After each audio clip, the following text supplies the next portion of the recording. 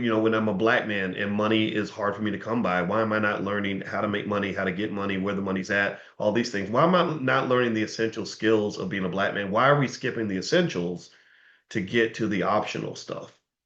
Why am I even acting like I'm white? Like I'm like really, like being in school in a way, I kind of wondered, like I look back and I say, maybe I was just acting white. And I'm not saying that school is only for white people. What I'm saying is it's like white people are more likely to have financial security. I had no financial security. I was struggling when I went to school. I didn't have money for nothing, right? I know what it's like to be homeless. Homeless, if that technically means you have no home, then I've been homeless. If that technically means you can't pay the rent or you gotta break your lease in the middle of the night and move because you can't pay the bills, then you can say I was homeless. So what in the hell would a homeless person be doing learning about 18th century Irish peasants when I could have been learning about money? Does that make sense? Let me know. Give me a guess if that makes sense to you, right?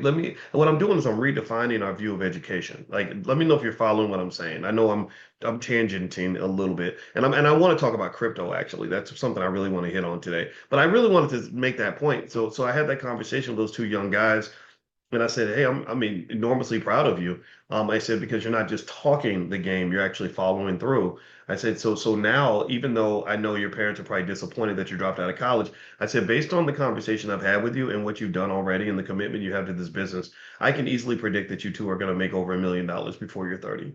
I said, you're on your path to being millionaires. It's the question is, can you stay on your path? Because it won't always be clear. It won't always seem, it's not going to be easy. It's going to be ups and downs. It's going to be hard. You're going to want to give up. Things are going to go weird and whatever. The unexpected things are going to happen. But by now, I'm pretty good at listening to people and seeing what, not just what their idea is. The idea, who cares about your idea? It's the execution that matters.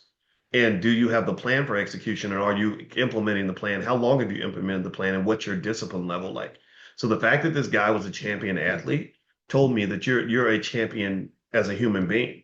So that means you're going to go in whatever you commit your mind to, you're going to be great at it because you've already been great at something. Does that make sense? So pull that out of your kids. I would encourage you have that conversation with your kids about what it means to win.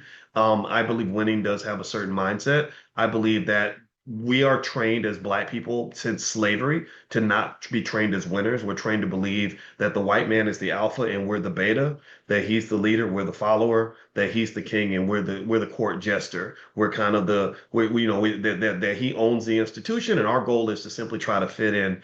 Even amongst some of our most intelligent people, we see this. This is where institutional training can kind of get in the way. Let me just tell you like this. I saw I saw this really great video with a group of Black people from Harvard and Yale, and they were having a party. And it was an interesting video to watch because they were doing things like the electric slide and doing the fan dance. And they were and step in, like the different fraternities and sororities and strolling and all that, right? And it was kind of making them very relatable.